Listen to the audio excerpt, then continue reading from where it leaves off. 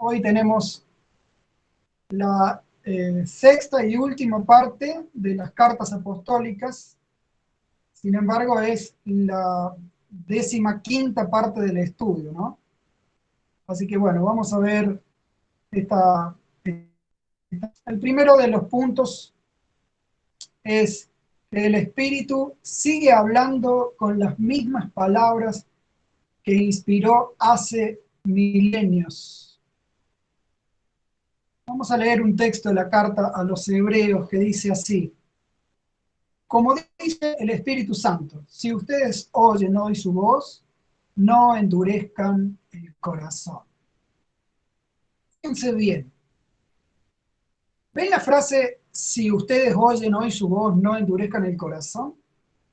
Bueno, esa es una cita del Salmo 95, 7 al 9. Esa frase había sido escrita varios siglos antes de Cristo por un salmista, un poeta cantor.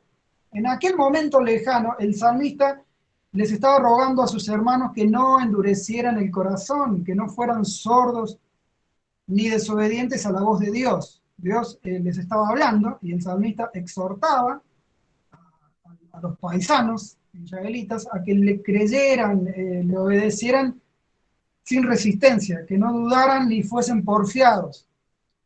Eso quería decir esa frase originalmente en el Salmo escrito allá en la antigüedad. Y el autor de la carta a los hebreos cita esa frase. Ahora, lo que yo quiero que veamos es la forma en que él cita esa frase. La cita así: como dice el Espíritu Santo. Como dice el Espíritu Santo. ¿Qué ven ustedes de particular allí, en esa frase, en esa cita? Bueno, una cosa que vemos es que el salmista fue inspirado por el Espíritu Santo. Ya habíamos visto casi al comienzo de esta serie, creo que en la parte número 2, que el Espíritu inspiró a los escritores de cada parte de la Biblia. Él influyó de tal modo en los escritores de la Biblia, y también en este salmista, claro, que lo que Dios quería decir o revelar quedó escrito sin error. El Espíritu inspiró o guió a los escritores de la Biblia. Ahora, vemos otra cosa más en esa cita, también algo muy importante. Vemos que el Espíritu sigue hablando con esas mismas palabras. El autor escribe como dice el Espíritu Santo. El tiempo del verbo, como vemos, es presente. El autor de la carta a los hebreos da a entender que el Espíritu Santo le sigue hablando a sus lectores hebreos con la misma palabra que había hablado a los israelitas siglos antes. Lo que el Espíritu había dicho en la antigüedad a los oyentes o lectores del Salmo, seguía teniendo la misma validez y autoridad para los lectores de esta carta ahora. Por lo cual, hermanos, podemos decir que el Espíritu nos sigue hablando hoy con la misma palabra que inspiró y dijo milenios atrás. Una vez inspirada y escrita, su palabra es siempre válida, siempre autoritativa, siempre aplicable. Pueden cambiar los tiempos, la cultura, los oyentes, las situaciones, los contextos, pero cada vez que el Espíritu quiere decir algo, se remite o refiere a algo que inspiró o dijo en alguna parte de la Biblia. Él toma alguno de sus pasajes y lo aplica al nuevo público, a la persona y los problemas del presente, del tiempo que sea. Y eso va a seguir siendo así, eso va a seguir haciendo él. Así que Si alguien hoy, supongamos, está endurecido a la palabra, vos o yo podríamos exhortarlo así. El Espíritu Santo te dice, no endurezcas tu corazón. ¿Sí? Podemos decir lo mismo que dijo el escritor a los hebreos, porque la palabra sigue siendo la misma. Si alguien hoy estuviese, por ejemplo, preocupado por la escasez, vos y yo podemos decirle, el Espíritu Santo te dice, no te dejaré ni te desampararé. Eso se lo dijo a cristianos de muchos siglos atrás, que estaban preocupados por la escasez, pero sigue hablando hoy con las mismas palabras. Si alguien estuviese enojado por la injusticia de gente mala, vos y yo podríamos decirle, el Espíritu Santo te dice, no tomen venganza, sino dejen el castigo en las manos de Dios. Estoy poniendo ejemplos, queridos. Él sigue hablando con las mismas palabras que inspiró hace milenios. El Espíritu Santo sigue hablando hoy. ¿Y cómo lo hace? Usando las palabras que yo dijo hace muchos años. Esas palabras son siempre presentes, siempre autoritativas, siempre útiles y siempre santas. Si Dios te va a decir algo hoy, te lo va a decir usando la palabra del Señor. Vamos a ir con el segundo punto de esta enseñanza de hoy, y es este: debemos orar en el Espíritu. Estos dos textos dicen, oren en el Espíritu, Efesios 6, 17 y 18, y Judas 20 al 21, entre otras cosas, dice, orando en el Espíritu Santo. Debemos orar en el Espíritu. ¿Qué es eso? ¿Qué es orar en el Espíritu? Bueno, algunos dicen que es orar en lenguas, otros dicen que es orar en éxtasis, como arrebatados por una fuerza sobrenatural, no podemos resistir. Otros dicen que es orar apasionadamente por un largo periodo de tiempo, etc. Sin embargo, orar en el Espíritu no necesariamente es orar así. Algunas veces, tal vez, una oración en el Espíritu sí podría incluir algo de eso, pero podemos estar seguros que ninguno de esos elementos que mencionamos son esenciales para una oración en el Espíritu. A la luz de lo que la palabra enseña, vemos que orar en el Espíritu es, primero, orar conscientes y temerosos de su presencia. Siempre que tenemos la intención de buscar a Dios y comunicarnos con Él, el Espíritu Santo está presente. De hecho, es Él quien nos invita a orar, quien nos susurra al corazón, busca mi rostro, como dice el Salmo 27:4, creo que, o 27:8. Ustedes se acordarán, dice el salmista, el Señor me susurra al corazón, busca mi rostro. Es el Espíritu Santo el que nos susurra, en definitiva, busca el rostro de Dios. El Espíritu siempre llega al lugar de oración antes que nosotros. Él llega y desde allí nos atrae y nos invita.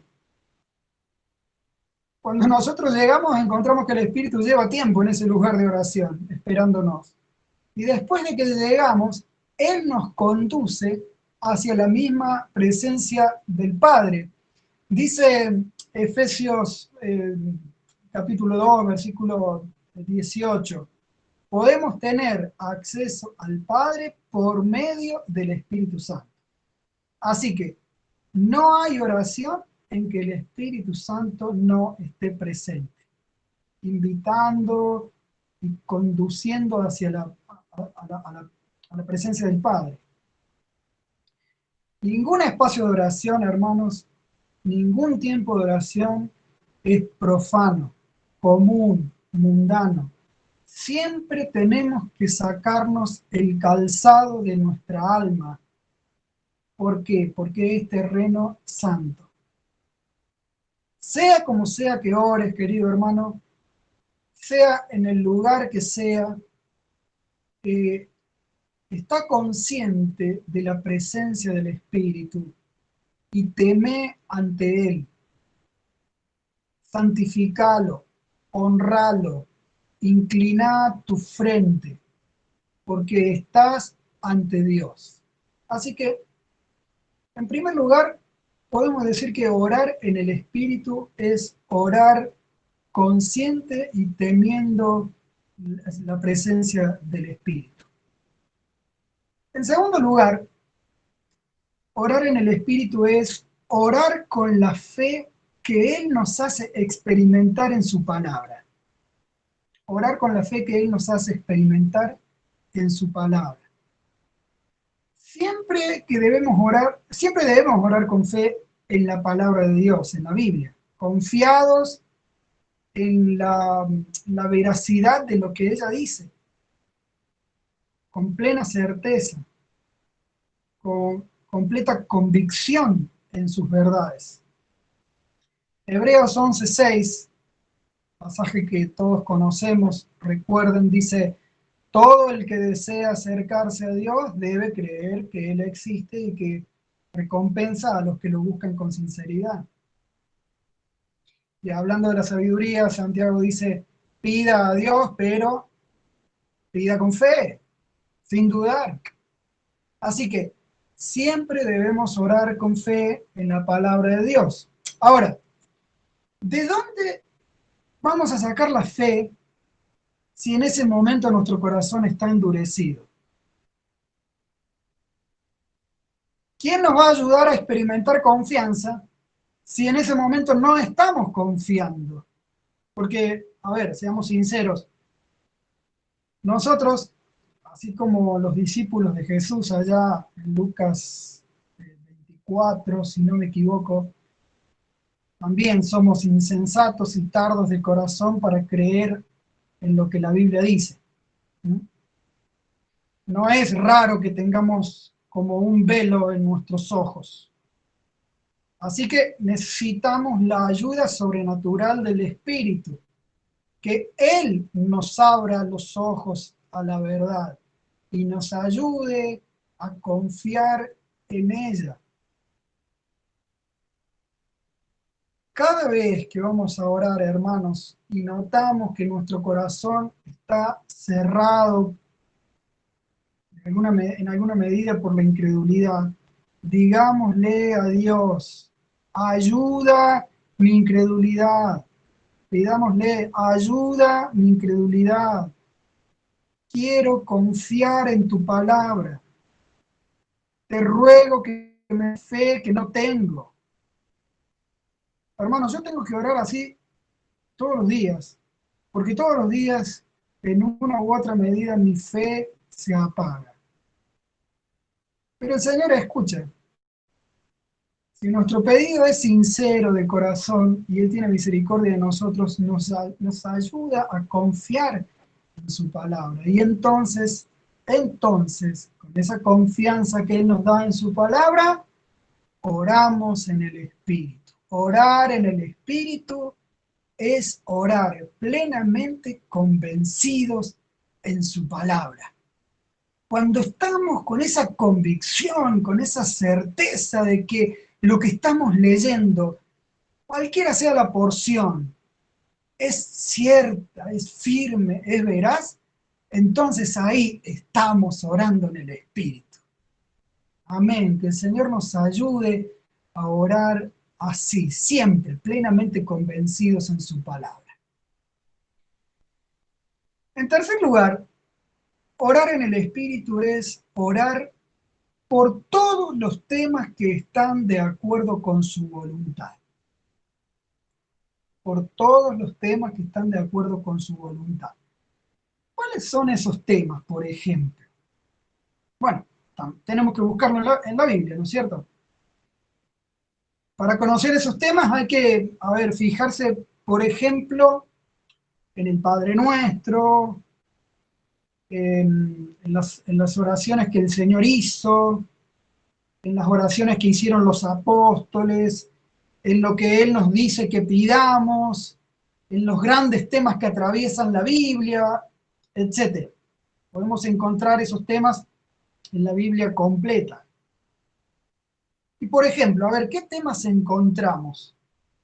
Bueno, encontramos que Dios sea santificado, que venga su reino, que se haga su voluntad aquí como en el cielo, que nos dé el sustento diario, que perdone nuestros pecados, que nos libre del maligno y sus huestes.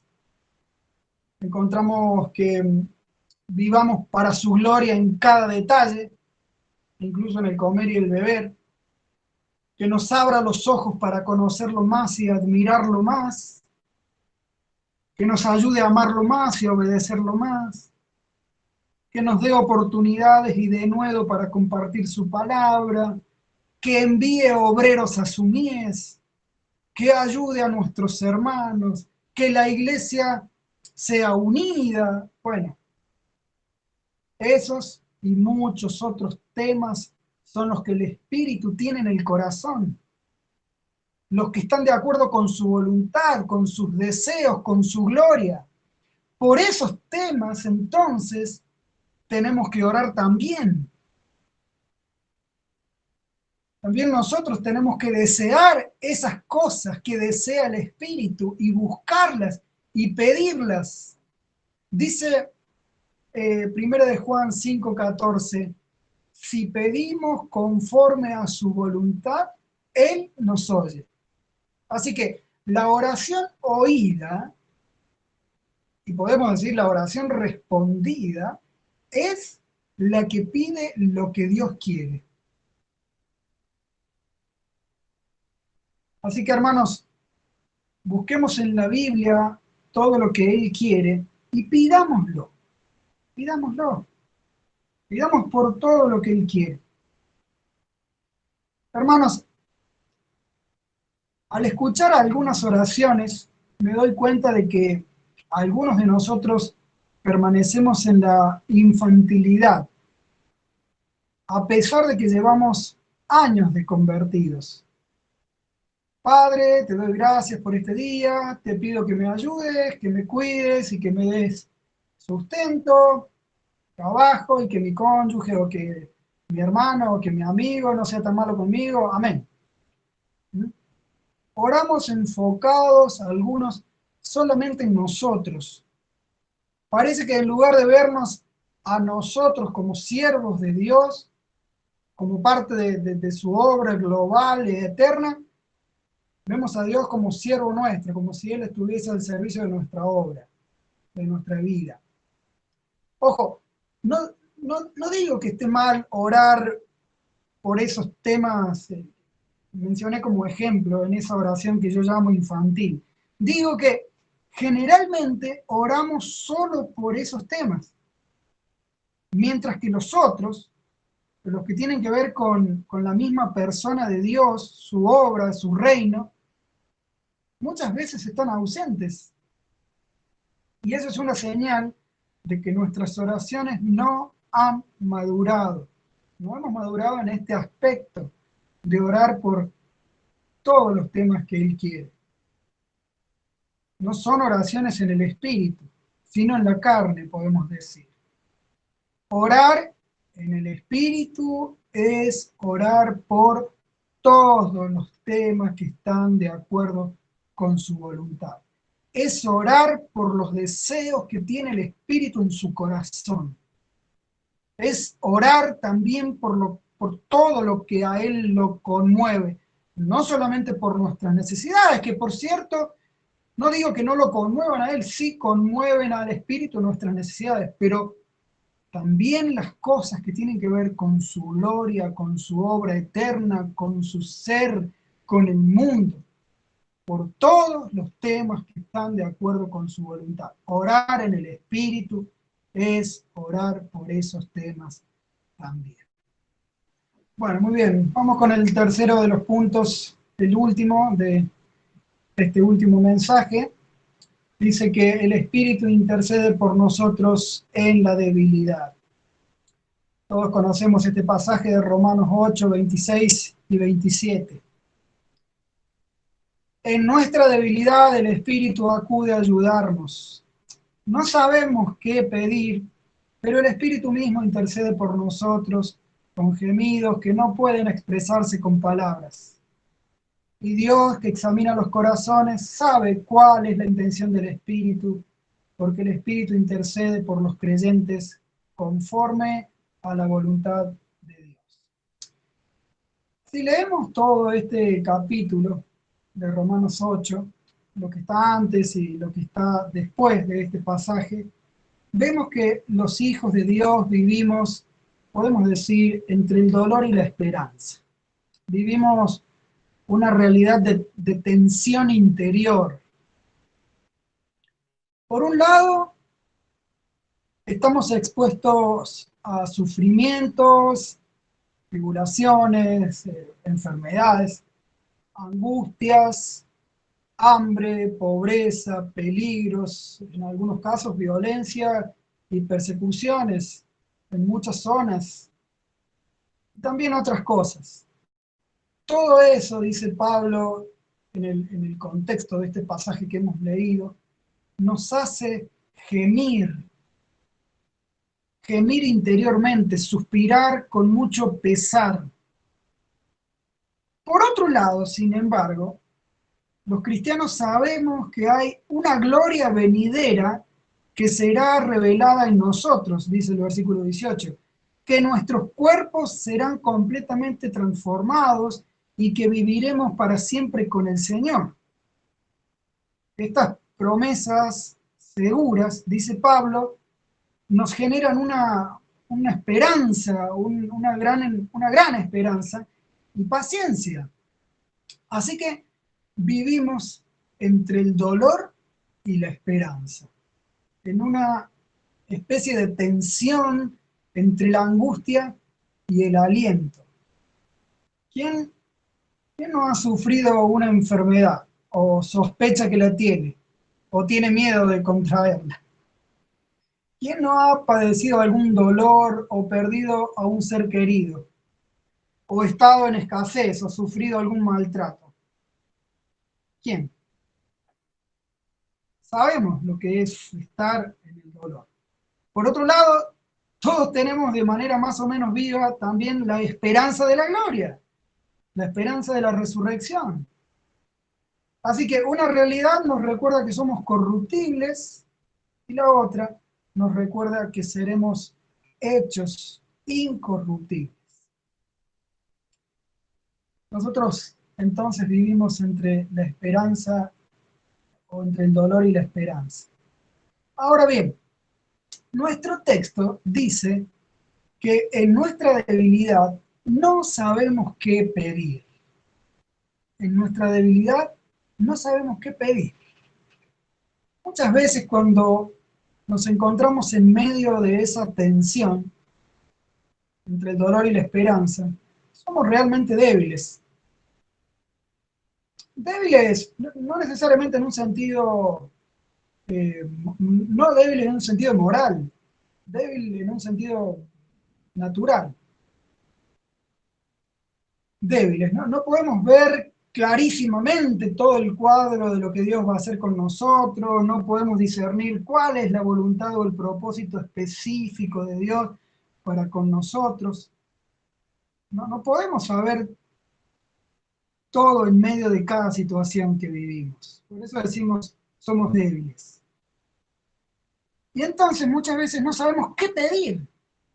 Realmente no sabemos qué pedir. Por ejemplo, cuando el dolor o el sufrimiento por una enfermedad es muy aguda, ¿qué tenemos que orar?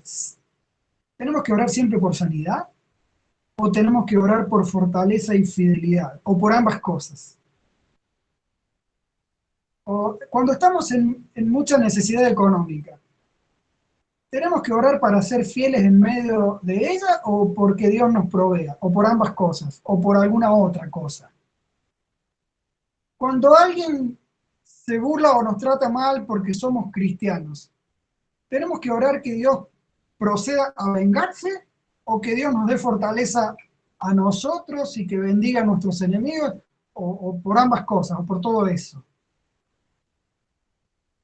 A mí, hermanos, muchas veces me pasa en oración, en muchos temas y situaciones, conozco por qué cosas orar conforme a la voluntad de Dios, pero en otros temas, en otras situaciones, me siento débil, desorientado, ignorante, no sé exactamente qué tengo que pedir o cómo pedirlo. Y supongo que a vos también te pasa. Supongo que a vos también te pasa. Pero no nos pasa solamente a nosotros. Parece que al mismo apóstol Pablo le pasaba algo parecido. En Filipenses él decía, ¿se acuerdan ustedes? No sé qué escoger. Por un lado, estoy en la cárcel y tengo deseo de partir y estar con el Señor. Y por otro lado, sé que quedarme acá, no partir, es bueno para servirlos a ustedes. Y mientras tanto, también acreciento mi premio en los cielos. No sé qué escoger, decía el apóstol Pablo. ¿Se dan cuenta? Parece que él no sabía qué pedirle al Señor. Estaba puesto ahí en una tensión, ¿no? Quería estar con el Señor, pero por otra parte se daba cuenta que era muy útil para sus hermanos, para las iglesias jovencitas. Eso tal vez era una debilidad propia de la vida de Pablo entre el dolor y la esperanza. Bueno, en esos momentos de debilidad en que no sabemos qué pedir, dice aquí el texto que el Espíritu acude a ayudarnos. El Espíritu acude a ayudarnos. El Espíritu Santo como Paracletos, como ya vimos, Paracleto enviado por el Padre para ayudarnos, se compadece de nuestra debilidad al orar. Y no nos deja solos. Él quiere que acudamos y buscamos a Dios. Y entonces viene a ayudarnos. ¿Cómo nos ayuda? Bueno, intercediendo por nosotros, dice ahí el texto. Eso quiere decir orando a favor de nosotros ante Dios el Padre. Fíjense qué interesante, qué maravilloso, hermanos. Nosotros tenemos dos personas divinas intercediendo a nuestro favor. Tenemos a Cristo intercediendo en cuanto, no sé, podemos decir en cuanto a lo judicial, a la tentación y a otros temas. Dice la Biblia que Él intercede por nosotros. Y también tenemos, según este texto de Romanos, al Espíritu intercediendo en nuestra debilidad al orar, ¿no? ¿Podemos tener mayor asistencia y seguridad que esta? No. Fíjense qué maravilloso que es Dios, que tanto Cristo como el Espíritu interceden a nuestro favor. Ahora, ¿cómo intercede el Espíritu por nosotros? Dice ahí, con gemidos. El Espíritu ora a favor de nosotros ante el Padre en forma de gemido, no con palabras, sino con suspiros, suspiros como de dolor. Recién dijimos que los cristianos, cuando pasamos por sufrimientos, gemimos, ¿verdad? Y acá dice que el Espíritu gime intercediendo a favor de nosotros. Parece que el Espíritu se identifica tanto con nuestro sufrimiento y nuestra debilidad que Él también llega a gemir. Su acompañamiento, digamos, su acompañamiento emocional es tan cercano que Él también viene a sufrir de algún modo y entonces se expresa gimiendo. Qué cariñoso que es el Espíritu Santo. Qué empático. ¿Cuánto comprende Él nuestras limitaciones, nuestra insuficiencia. Tanto las comprende que llega a sufrir con nosotros, y hasta podemos decir como nosotros, y gime intercediendo por nosotros. Y dice algo más que aumenta todavía más nuestra seguridad. Dice que intercede conforme a la voluntad de Dios. Él no es ignorante, Él es omnisciente, sabe cómo es conveniente orar en las situaciones en que nos encontramos. Nosotros podemos estar confundidos, desorientados, pero Él sabe qué es exactamente lo que hay que pedir y cómo. Y así lo hace ante Dios el Padre. Él le hace llegar al Padre la oración perfecta a favor de nosotros en ese momento de debilidad nuestra. Tal vez sea la oración más perfecta que llegue ante el Padre de nuestra parte, la oración que Él hace. Qué maravilloso. Él ora en nuestro lugar cuando estamos en debilidad. Ojo, ojo, hermanos, todo esto de ninguna manera quiere decir que nosotros no debemos orar nunca por nada. No. No es que nosotros no debemos aprender a orar por nada. No es que podemos decir en todo tiempo y necesidad, bueno, que ore el Espíritu. No, de ninguna manera. El Espíritu no intercede por nosotros cuando somos perezosos o indiferentes o duros. Por supuesto que no. Él intercede, espero haberlo dejado claro, cuando en esa tensión entre el dolor y la esperanza no sabemos qué pedir ni cómo pedir. Solo allí dice la palabra que Él viene a tomar nuestro lugar e intercede ante el Padre con forma de gemidos. Solo en ese contexto de tensión entre dolor y esperanza. Ahí el Espíritu intercede. Y por último, el texto termina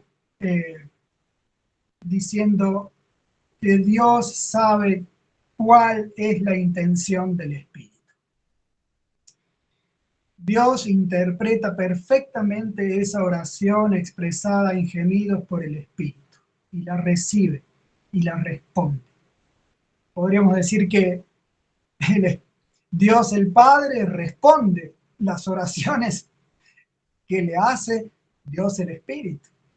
Esas oraciones que Él ha hecho en nuestro lugar, con suspiros de dolor, con suspiros identificándose por nosotros. El Padre interpreta esa oración, la toma para sí y podemos confiar en que la responderá. Así que, mis queridos, el Espíritu intercede por nosotros en la debilidad. Los hijos de Dios vivimos entre el dolor y la esperanza, y en esa debilidad no sabemos qué pedir, pero el Espíritu acude a ayudarnos e intercede por nosotros con gemidos. Y Dios sabe cuál es la intención, cómo debe ser interpretada esa oración del Espíritu. Así que podemos estar confiados en que Dios, el Padre, escuchará esa oración que no supimos hacer bien, que no supimos hacer bien. Gracias al Señor por esta asistencia en la oración de debilidad. Gracias al Señor. Bueno, hacemos un repaso como siempre hemos hecho. En esta sexta parte de las cartas apostólicas hemos dicho que el Espíritu sigue hablando con las mismas palabras que inspiró hace milenios, que debemos orar en el Espíritu y que el Espíritu intercede por nosotros en la debilidad. Así es. Bueno, queridos, al final hemos llegado a la culminación de este estudio. La verdad que nunca pensé que fuera a durar 15 jueves o 15 semanas, pero gracias a Dios que pudimos ser bastante exhaustivos, bastante abarcadores. El primer beneficiado he sido yo con todos estos estudios y quiero felicitar, quiero reconocer la presencia y la asistencia de muchos hermanos que estuvieron casi todos los encuentros y hay varios que estuvieron todos.